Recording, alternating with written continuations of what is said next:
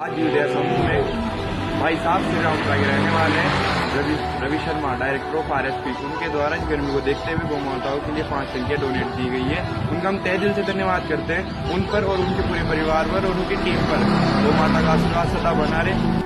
आज ही नहीं, उन्होंने पहले भी हमारे यूरिया समूह में उनका डोनेशन दिया गया है। हम उनका जितना धन्यवाद करें उतना कम है।